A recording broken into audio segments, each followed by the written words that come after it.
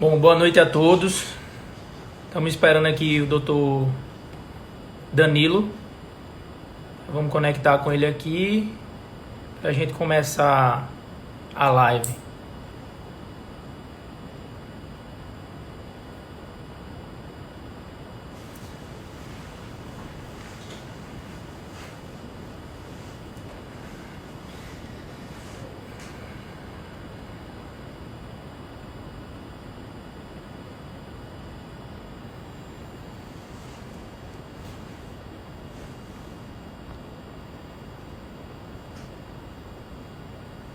Já tem bastante gente. Eu vou. Bom, gente, boa noite. Eu queria primeiro agradecer a oportunidade que a ATP fez o convite, né? E principalmente a Leonardo Camelo, o presidente Leonardo, futuro presidente Leonardo Camelo. O doutor Danilo já fez a solicitação aqui, vou autorizar.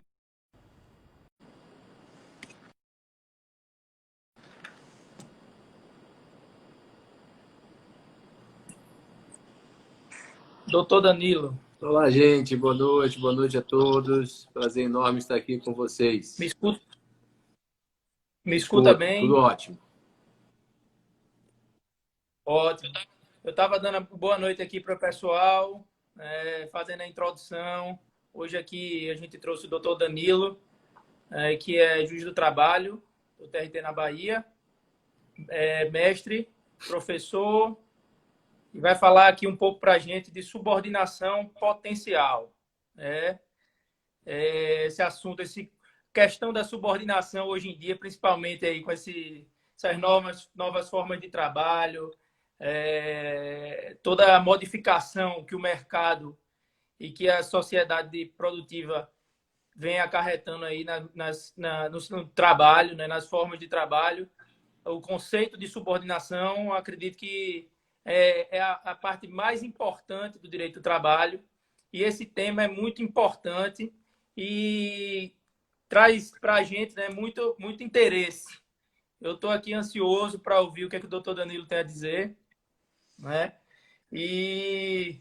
E aí, doutor, o que a gente pode esperar aí dessa subordinação potencial? Olha, Arthur, antes de mais nada, agradecer o convite. Em nome da ATTP, é algo realmente muito prazeroso para mim ter a oportunidade de debater a temática da teoria da subordinação potencial. Um abraço a todos que nos acompanham aqui nessa live e que poderão assistir, certamente vocês deixarão salvo aí no perfil da associação. Enfim, é algo realmente bastante salutar ter a oportunidade de compartilhar com vocês um pouco da ideia que gira em torno da teoria da subordinação potencial, que é um tema que particularmente já pesquiso há cerca de uma década. Eu entrei no mestrado da Universidade Federal da Bahia em 2009 e defendi minha dissertação de mestrado em 2011. Já estamos em 2020, então no mínimo eu pesquiso esse tema aí desde 2009. E de lá para cá, muita coisa fez com que o debate se intensificasse, porque a época em que elaborei a pesquisa, que acabou culminando na teoria da subordinação potencial e culminou na publicação de um livro que foi publicado e editado pela editora LTR com essa temática da subordinação potencial, eu me deparei muito com aquela dificuldade que nós possuímos e possuíamos à época e hoje talvez ainda mais, de diferenciar um trabalhador autônomo de um trabalhador efetivamente subordinado, porque o mundo do trabalho passa desde o advento do modelo toyotista de produção por uma verdadeira reestruturação produtiva. Então, aquela empresa típica do Fordismo, que era aquela empresa vertical, aquela empresa que concentrava todo o processo produtivo, que fazia da heterodireção a sua marca principal, ela deixava muito claro quem era o trabalhador subordinado, aquele trabalhador sujeito às ordens diretas do empregador. Só que com o processo de reestruturação produtiva, o advento do toyotismo, ou também chamado de ionismo, a horizontalização da empresa, novos paradigmas de modelo de produção fizeram com que a gente passasse a ter uma outra forma de exploração do trabalho alheio, uma forma bastante fluida, uma forma bastante indireta de exploração do trabalho alheio, e aí fenômenos que fizeram com que começássemos a usar várias expressões para se referir ao trabalhador, como parceiro, como meeiro, como parasubordinado, como autônomo economicamente dependente, enfim, muito surgiu dentro dessa dicotomia clássica entre autônomo e subordinado. E em determinado momento a gente passou a perceber que não é que estivessem surgindo novas espécies de trabalhadores.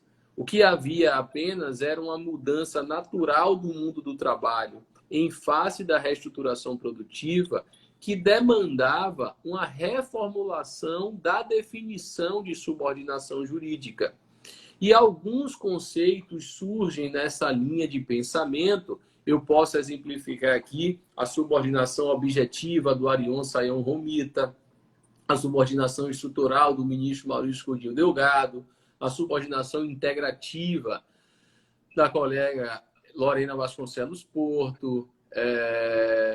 Enfim, nós temos algumas subordinações que surgem, algumas propostas de subordinação que surgem nessa perspectiva de atualizar o conceito de subordinação jurídica. E aqui eu trago que a subordinação potencial não foge a essa regra.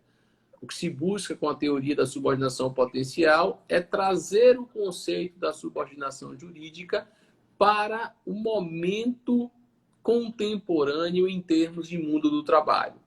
O curioso é que depois do desenvolvimento da subordinação potencial, nós passamos por uma nova reformulação do mundo do trabalho com o advento da chamada Sociedade 4.0 ou Revolução 4.0, que traz à tona essas economias de compartilhamento, essas empresas aplicativo, que fizeram surgir também novos paradigmas de subordinação jurídica. A gente já ouve falar hoje em dia em subordinação uberiana, a gente já ouve falar em substituição de subordinação por controle. Enfim, em resumo, o que a gente percebe é que identificar subordinação jurídica sempre foi e sempre será o grande desafio do direito do trabalho.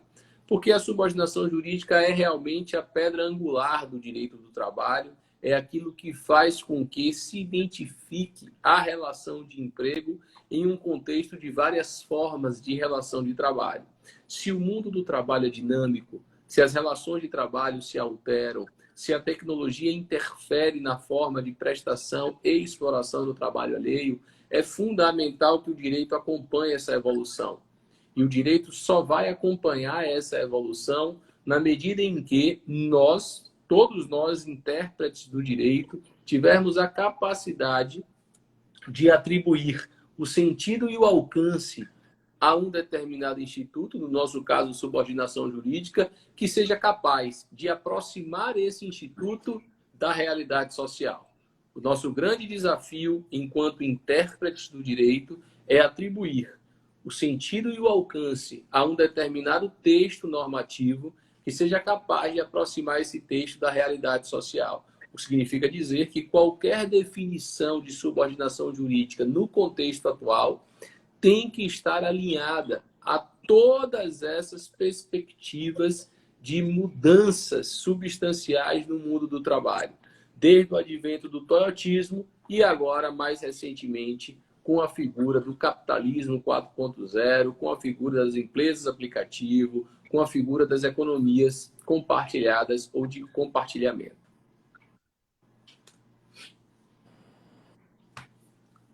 Realmente, a temática é de importância salutar. Acho que o balizador do direito do trabalho é justamente a subordinação. E o conceito de subordinação, eu inclusive estava pesquisando sobre o assunto e me deparei com a sua dissertação do mestrado, vi realmente que já tem um tempo já. Esse tema subordinação, esse conceito de subordinação, ele é meio que estanque. Ele não está sofrendo uma evolução, né? E as relações do trabalho, elas são modificadas dia a dia, tempo a tempo. E é muito importante que esse conceito também evolua na mesma proporção, não é? E eu ouvi falar, eu queria saber, na realidade, o que se trata a subordinação potencial? Qual a demonstração da subordinação potencial? É para ampliar o conceito da subordinação, para abarcar que tipo de relações do trabalho? Essa é a minha dúvida.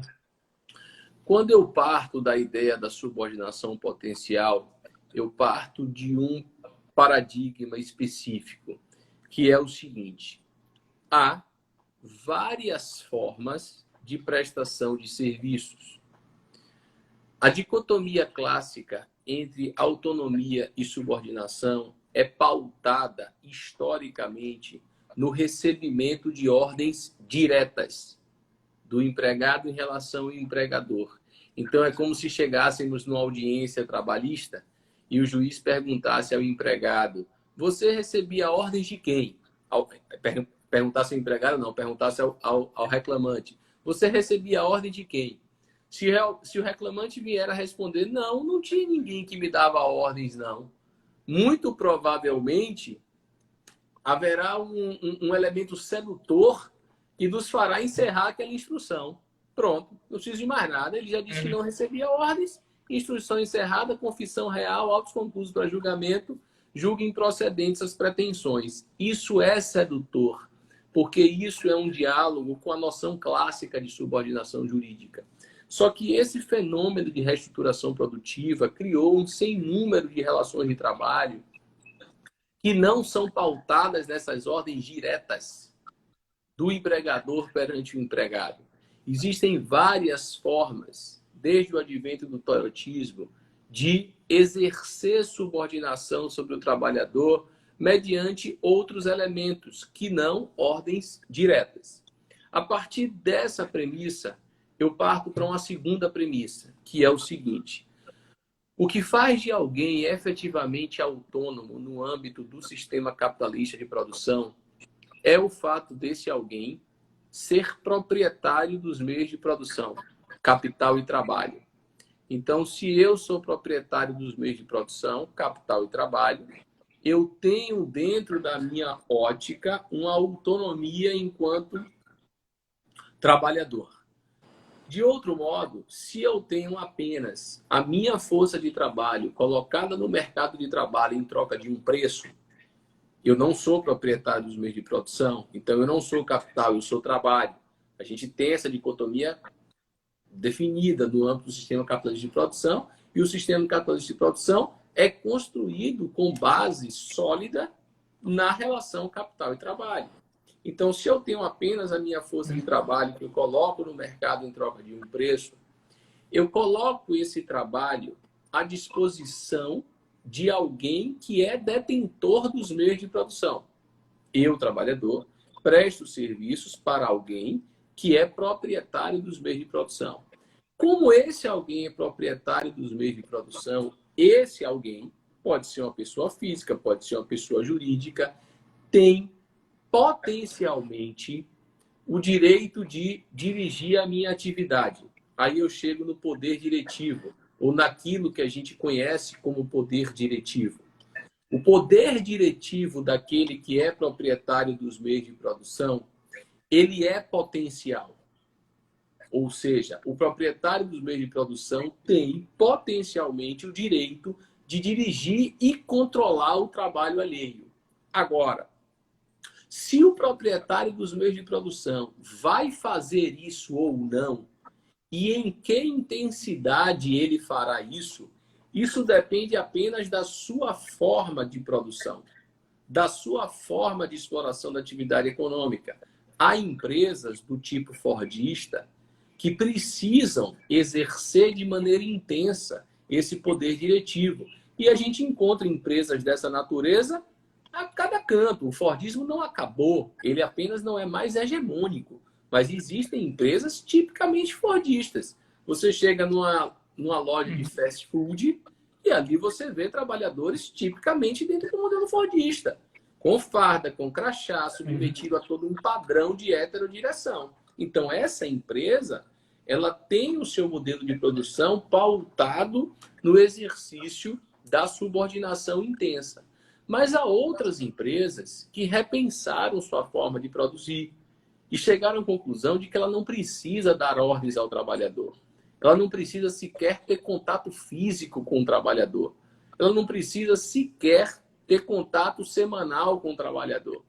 Essa empresa, então, ela continua tendo a potencialidade do poder diretivo, mas ela resolve não exercer, ou exercer de uma maneira singela, ou exercer de uma maneira rarefeita. Mas isso continua sob a sua tutela, porque o poder diretivo ele existe em potencial para aqueles que são proprietários dos meios de produção. Como a relação de emprego ou a relação de subordinação é uma relação de contraface ao poder diretivo, se pegarmos uma moeda, nós teremos de um lado a cara, leia-se, a subordinação, e do outro lado teremos a coroa, que é o poder diretivo.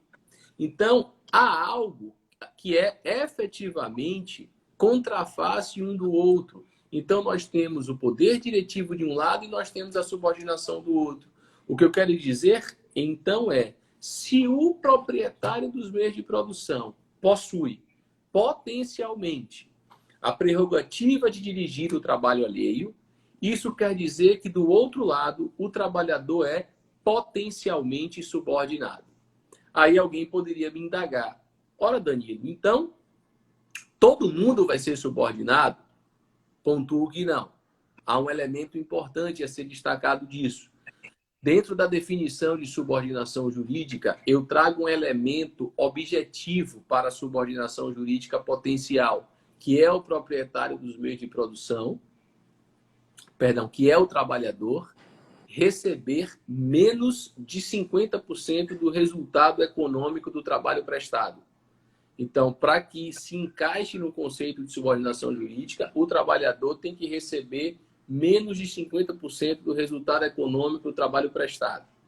E um outro elemento importante que eu destaco: dizer que o trabalhador é subordinado, mesmo que seja potencialmente subordinado, não quer dizer que ele é empregado, porque a caracterização da relação de emprego, ela depende também da observância de outros requisitos, que nós sabemos que se extraem dos artigos 2º e 3º da CLT, que são pessoalidade, não eventualidade e onerosidade.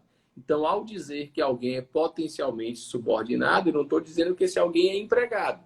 Eu estou falando apenas da subordinação jurídica. Precisamos, então, averiguar a presença dos demais requisitos da relação de emprego para identificar, naquele caso concreto, se há efetivamente ou não uma relação de emprego.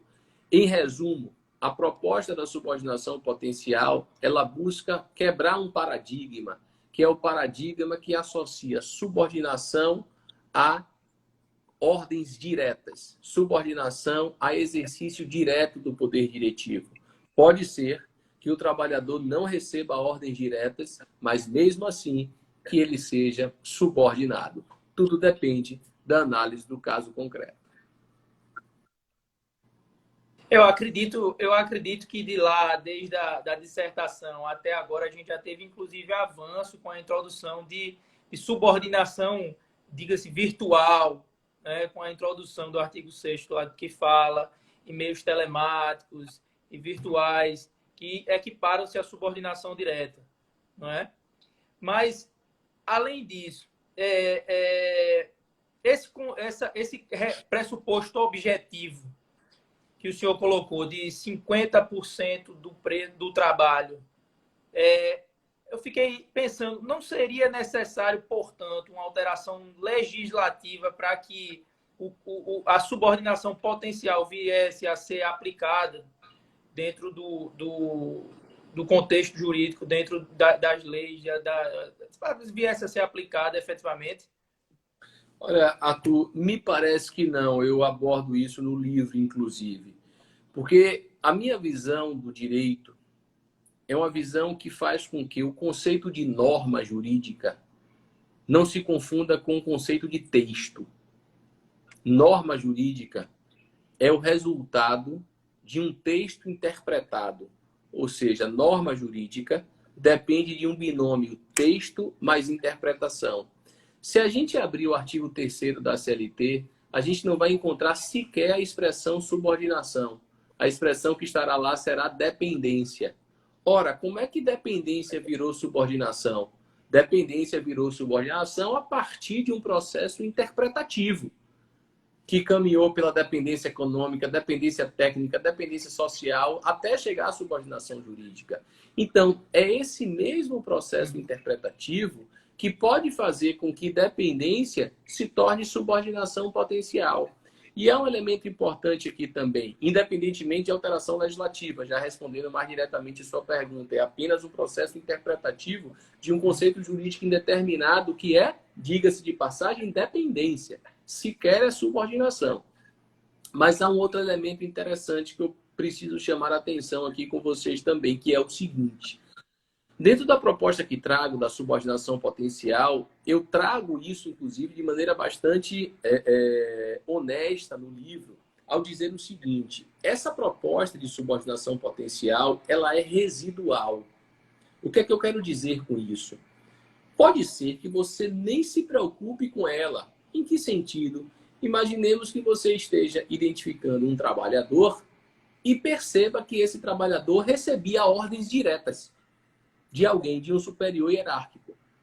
Se você se perguntar, imaginem, tá? Vamos imaginar aqui. Ele recebia ordens diretas e recebia 51% ou recebia 60% do proveito econômico do trabalho prestado. Repare o que eu estou te dizendo.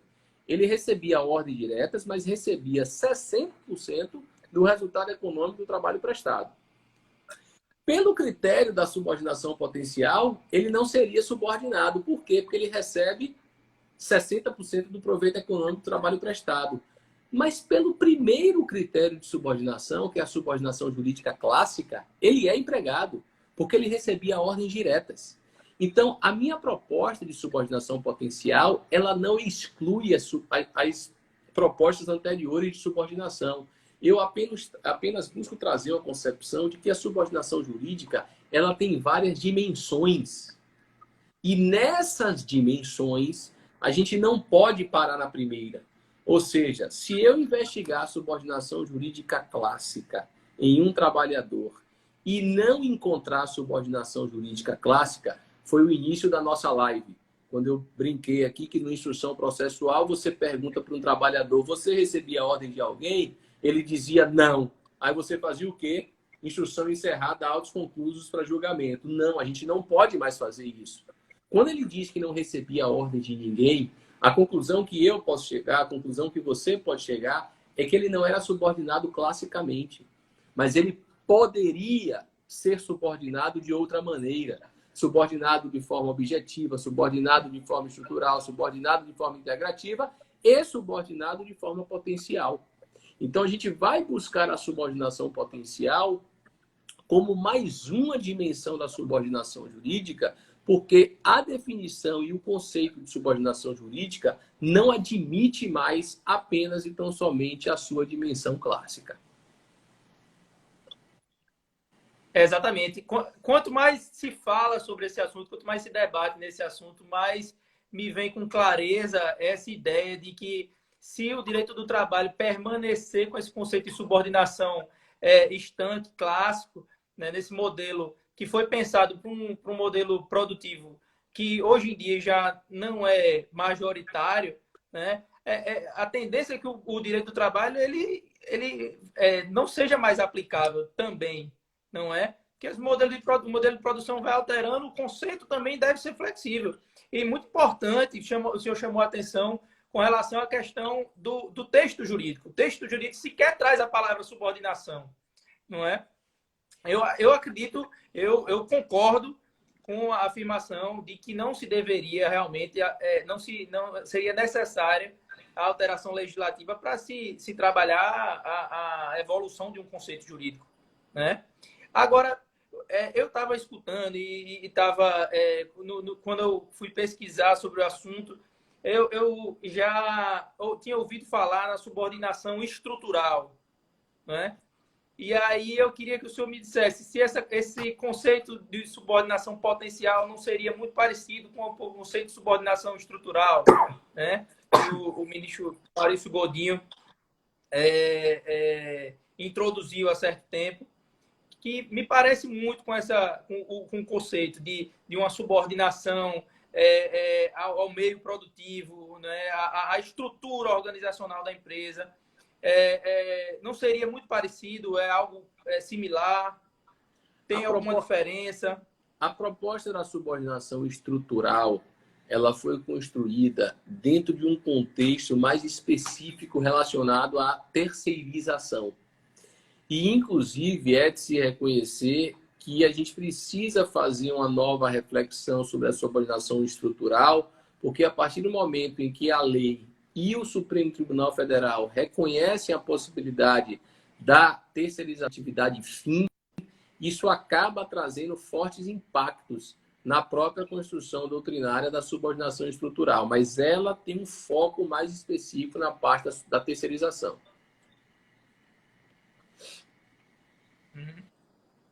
E me diga, a subordinação potencial poderia ser, por exemplo, usado nesse caso, né, em questões de terceirização? Ou o senhor, eu queria trazer um pouco mais do aspecto prático. Já vê alguns tribunais se debaterem, se encarar algum fato concreto que demonstre algum tipo de relação com subordinação potencial? Olha, nesse caso específico da terceirização, com a permissão legislativa e jurisprudencial da terceirização de atividade fim, me parece que a caracterização da relação de emprego do trabalhador terceirizado com o tomador de serviços vai depender necessariamente de uma relação de subordinação jurídica clássica.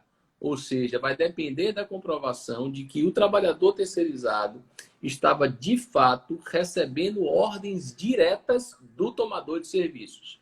Então, quando a gente passa por essa reformulação jurisprudencial e legislativa a permitir a terceirização de atividade fim, me faz entender que a caracterização da relação de emprego de um trabalhador terceirizado com o tomador de serviços depende necessariamente da comprovação da subordinação jurídica clássica. A subordinação potencial ela é mais voltada para relações bilaterais, trabalhador e tomador de serviços, sobretudo para aquelas situações daquelas zonas cinzentas.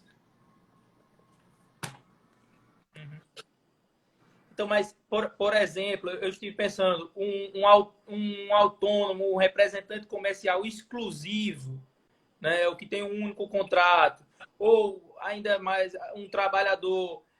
Muitas situações assim, que envolvem... Um trabalhador remoto. Ou profissionais de saúde, as questões que envolvem profissionais de saúde também são muito delicadas nesse ponto, porque a grande maioria não tem ali uma relação de emprego caracterizada sobre aquele argumento de que não recebe ordem, de que pode atender o cliente que quiser, mas aí você olha numa relação de um médico com a clínica, por exemplo, e vê que o médico recebe 40% do valor da consulta, você começa a identificar ali que a clínica é a proprietária dos meios de produção, o médico só tem sua força de trabalho e ali existe uma subordinação potencial. Seria um exemplo possível de aplicação, a depender do caso concreto.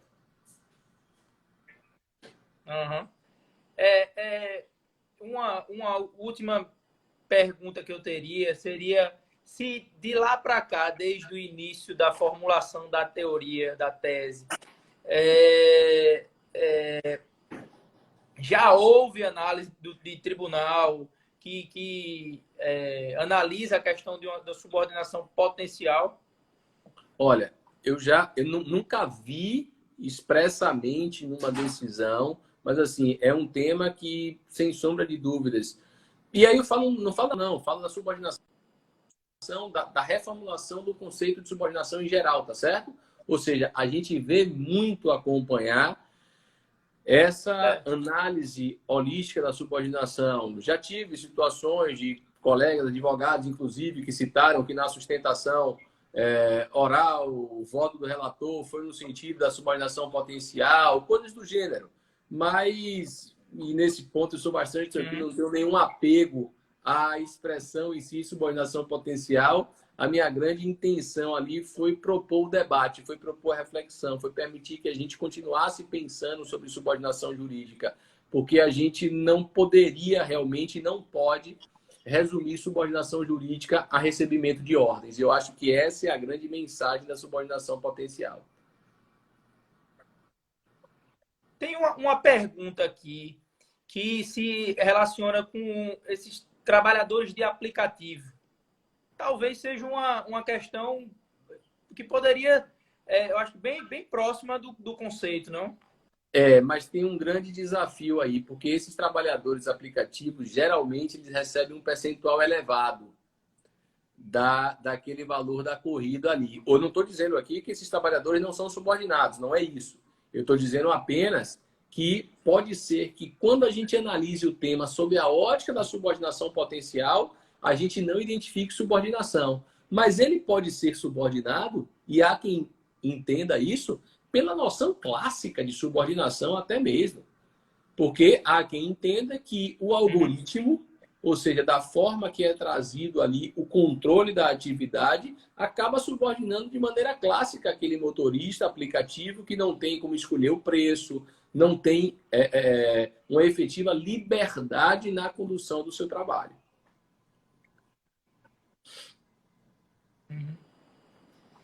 Eu acho que principalmente agora, nesse momento que a gente está vivendo, essa questão de trabalhadores remotos, trabalhadores de aplicativos, essa questão da subordinação vai ser realmente um tema bastante em voga, que a gente vai revisitar bastante. Tenho certeza também. Portanto, alguma coisa mais a esclarecer, doutor? As minhas perguntas aqui já encerraram. Eu queria agradecer mais uma vez a oportunidade de debater com vocês. Agradeço muito. É sempre uma honra. Eu tenho um carinho muito grande aí por todos que se predispõem a debater temas importantes e delicados como esse da subordinação potencial. Eu queria deixar aqui só 2 convites, se você me permite esse espaço. Quem quiser acompanhar aí algumas reflexões, claro, eu faço na página do Instagram, é @DaniloGonçalvesGaspar.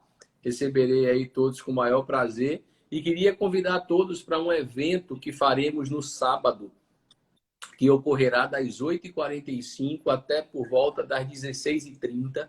Vai ser um evento absolutamente gratuito, um seminário online, com a participação de grandes nomes. A abertura vai ser com Fred Didier e o encerramento vai ser com o ministro corregedor do Tribunal Superior do Trabalho, o ministro Aloysio Correia da Veiga. Teremos Sérgio Torres, teremos o ministro Augusto, teremos o ministro Cláudio Brandão, teremos o desembargador Bento Herculano, Rafael Miziara, Yuri, Fabrício, enfim, mais de 20 palestrantes ao longo desse evento. Vai ser uma honra receber vocês lá no sábado agora, 20 de junho, quando a gente vai ter esse evento online, absolutamente gratuito, vai ser transmitido no canal do YouTube do Instituto Trabalho em Debate. Basta olhar no YouTube Instituto Trabalho em Debate, se inscrever no canal, e só há uma taxa para quem quiser o certificado, que aí a gente tem ali no âmbito tem um link lá, uma inscrição no Simpla, só para quem quiser o certificado. E tem muita gente aí, eu vi 2 mensagens aqui, deve ser pessoas que de alguma maneira já acompanharam alguma live minha, sabe que eu gosto dessa parte de arte, de música, de poesia, etc. E aí até pontuar aí, você podia declamar, Danilo. Eu não vou declamar nada meu, não, mas eu vou deixar aqui uma mensagem a partir de uma poesia de um querido amigo, conterrâneo baiano, com certeza todos vocês conhecem, que é Rodolfo Pamplona Filho. E não deixe de procurar o texto integral dessa poesia dele, que se chama Desestruturação Produtiva. Se vocês colocarem no Google aí, vocês encontram. E aí, no finalzinho dela, ele diz assim: já fui PJ, já fui parceiro, fui colaborador, fui meieiro, e no final ele diz: para subordinado ou não, a única coisa que eu não deixei de ser foi explorado. Isso quer dizer que a gente pode chamar o trabalhador de diversos nomes. Se na essência aquele trabalhador só tiver a sua força de trabalho para colocar a venda no mercado em troca de um preço, esse trabalhador precisa de uma proteção do Estado, esse trabalhador precisa de uma tutela jurídica que lhe permita uma prestação de serviços dentro de um postulado de dignidade da pessoa humana. Muito obrigado, Arthur. Muito obrigado a todos. Contem sempre comigo. Muito axé para todos vocês. Doutor Danilo, eu que agradeço. Vou utilizar agora aqui em nome da ATP para agradecer bastante o espaço, a palestra, né, a aula que a gente tem. A gente conseguir beber direto da fonte é muito bom. Ouvir o que da própria pessoa que pensou, né, como é o conceito, o que acha. Isso é fundamental, é excelente. Eu queria agradecer bastante por o senhor ter dedicado esse tempo aí para a gente, né? E é isso aí. Contem Um abraço sempre para todo comigo. mundo que participou. Contem Fica sempre lá, um comigo. abraço, doutor. Grande abraço e cuidem. Tchau, tchau.